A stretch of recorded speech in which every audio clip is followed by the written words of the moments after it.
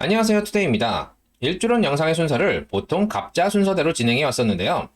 이번에는 곤양이님이 덧글로 요청하셔서 을미 일주를 진행하도록 하겠습니다. 일주론은 4주 8글자에서 단지 2글자만 가지고 말씀드리는 것이기 때문에 우리가 MBTI를 보듯이 재미로 봐주시면 감사하겠습니다.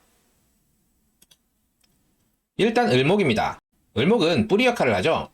다른 사람을 뒷받침함으로써 본인이 원하는 바를 이루는 것이 을목일간의 소명입니다. 그래서 기댈 사람을 찾게 되죠. 그런 을목이 미토 위에 앉았어요. 미토는 여름미토죠. 여름의 을목은 이미 땅에 뿌리를 박고 나무에 영양분을 공급해주는 상태입니다. 봄의 목처럼 땅속으로 뿌리를 뽑거나 성장할 필요는 없고 이미 다 자란 뿌리를 통해 수분과 영양분을 공급해주기만 하면 됩니다. 다만 여름의 토이기 때문에 수기가 부족하면 나무에 수분을 공급하지 못해 메말라 버리게 되죠. 나무의 생존이 을목에 달려 있습니다. 그리고 12운성상 양지인데요. 잉태된 태아가 엄마 뱃속에서 자라는 상태입니다. 생명력은 넘쳐나지만 엄마 뱃속에서 나오지 못하니 한계가 명확하죠. 활동성이 부족합니다. 게다가 미토는 간목에게 묘지입니다. 겁재의 묘지를 깔고 앉은 거예요. 경쟁자들을 묻어버리니 굳이 아등바등 살 필요가 없습니다. 따라서 을미일주분들은 끈기나 투쟁심이 부족하고 약간 게으른 경향이 있습니다. 이유는 이미 기댈 나무가 있고 경쟁자가 없으며 양지를 깔고 앉아 활동성이 부족한데 양지가 재성이니 돈이 마르지 않기 때문입니다. 을미일주는 30세 이후 활동성이 줄어듭니다. 일정한 바운더리 내에서 활동합니다. 새로운 일을 꾸미거나 추진하려 하지 않습니다. 주어진 삶을 살아가려는 경향이 강합니다.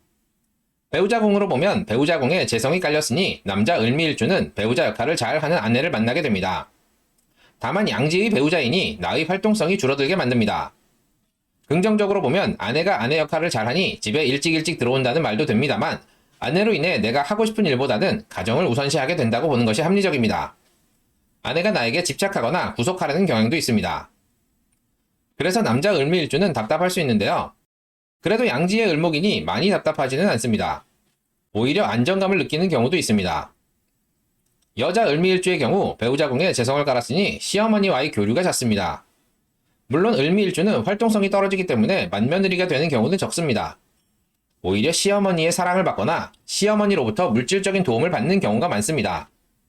그러다 보니 아무래도 얽매이게 되겠죠. 시댁의 행사에 참여한다든가 남편을 더 챙겨야 하는 등 가정에 더 시간을 할애하게 됩니다.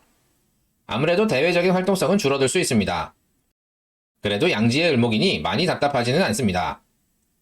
남녀 공이 이러한 답답함을 종교적으로 푸는 경우가 많습니다. 주중이나 주말에 종교 활동을 통해 사람들과 교류하며 스트레스를 풀고 신앙생활을 통해 영적인 자유를 추구하는 경우가 많습니다. 형충의 합을 보면 축술미 삼형살과 백호대살을 논할 수 있습니다. 축술미 삼형살과 백호대살에 대한 내용은 제 강의 영상을 참고하시기 바랍니다. 백호가 축술미를 맞으면 반드시 칼을 댑니다. 남녀 공이 수술을 하는 경우가 많습니다. 지장간의 목화토가 형을 맞으니 간담, 심장, 심혈관계, 소화기나 피부 등의 문제가 발생할 수 있습니다. 배우자궁의 형을 맞으니 배우자가 백호살을 당할 수 있습니다. 여자의 경우 백호가 형을 맞으면 제왕절개를 하는 경우가 많습니다. 남편 때문에 피를 흘려야 하기 때문입니다. 그리고 비식제의 육친성이 형을 맞으니 부친, 형제, 할머니, 그리고 여자의 경우 자식이 사고를 겪을 수 있습니다. 그리고 충미충을 말씀드릴 수 있는데요. 충미충의 경우 월일충과 일시충이 발생할 수 있습니다. 미에는 지장간에 정을기가 있죠. 축에는 지장간에 계신기가 있습니다.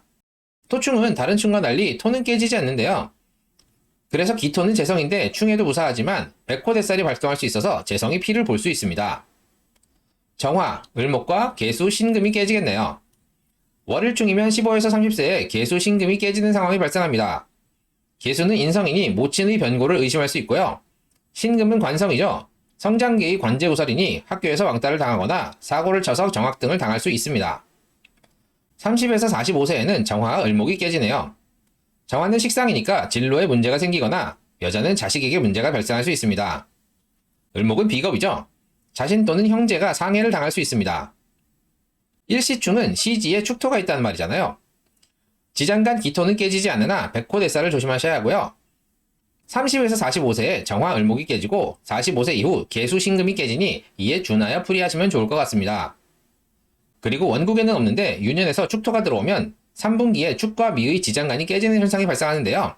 그 시기에 지장간의 육친과 관련된 손실을 예상할 수 있습니다. 그리고 백호대살이 발동할 수 있으니 유념하시기 바랍니다. 오늘은 을미일주에 대해 알아봤는데요. 다시 한번 말씀드리지만 일주로는 4주의 MBTI 정도로 재미로 즐겨주시면 좋겠습니다. 도움이 되셨나요? 도움이 되셨다면 구독과 좋아요, 알림 설정 꼭 부탁드립니다. 그럼 이만 마치도록 하겠습니다. 감사합니다.